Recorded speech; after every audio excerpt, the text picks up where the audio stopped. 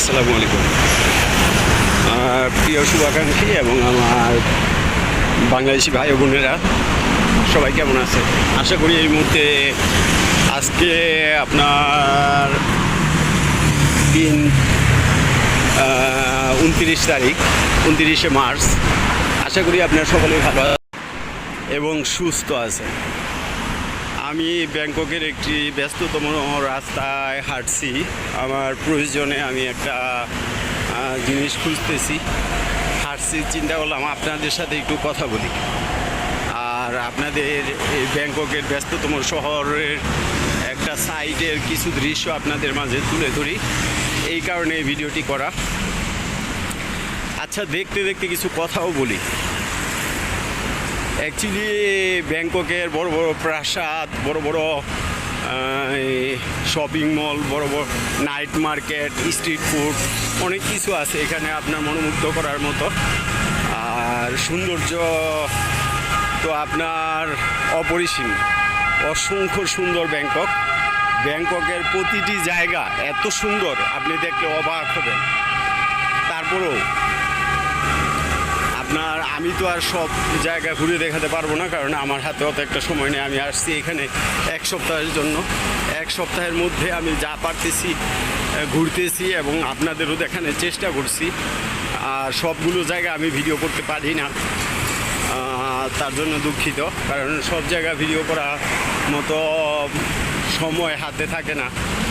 কারণ যদি ভিডিও করি তাহলে অনেক সময় আমার কাজের ডিস্টার্ব আপনার বিঘ্ন ঘটে। যাই হোক, আমি যেটা বলতে চাচ্ছি, আপনারা যারা ব্যাংককে আসবেন অবশ্যই ব্যাংককের প্রতিটা জায়গায় ঘুরে দেখার চেষ্টা করবেন। আরেকটা বিষয় হচ্ছে, ব্যাংককের সবচেয়ে সৌন্দর্য যে জায়গাগুলো হচ্ছে আপনার পাতায়া, ফুকেট, এগুলো গেলে আপনার মুগ্ধ হবেন অবশ্যই। আশা করি আপনার যে ভ্রমণের যে উদ্দেশ্য সেটা সফল হবে। আর পাশাপাশি আমি আপনাদের যে জিনিসটা এটা একটা তেলের পাম্প। দেখেন, এই তেলের পাম্পে কোনো সিরিয়াল নেই, কোনো লম্বা লাইন নেই। এখানে তেল নাই বলতে কোনো শব্দ নেই, যার প্রয়োজন সে তেল নিচ্ছে, এরকম।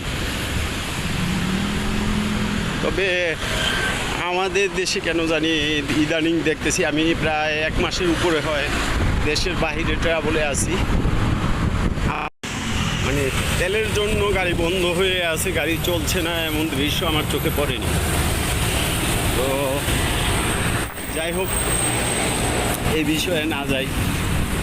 আমি আপনাদের শুধু ব্যাংককের রোড সাইড, যেহেতু আমি রোড দিয়ে হাঁটছি, রোড সাইডে দেখার মতো যা যা আছে এগুলো আপনাদের দেখাচ্ছি।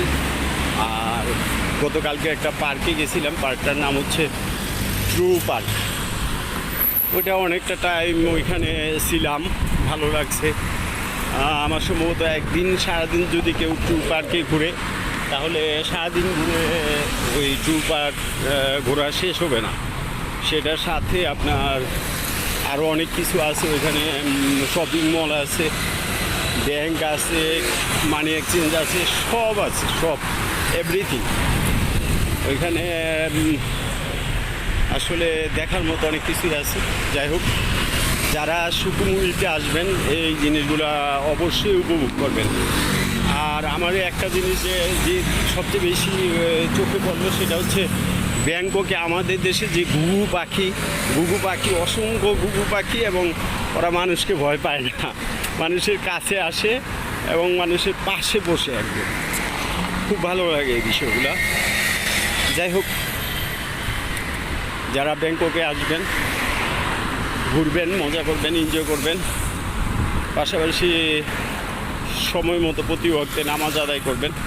এখানে মসজিদ পাওয়াটা খুব দুষ্কর, মসজিদ পাওয়া যায় না। তবে অবশ্যই জায়নামাজ সাথে নিয়ে আসবেন। আপনি যেখানেই থাকেন না কেন ওইখানেই নামাজ আদায় করার চেষ্টা করবেন।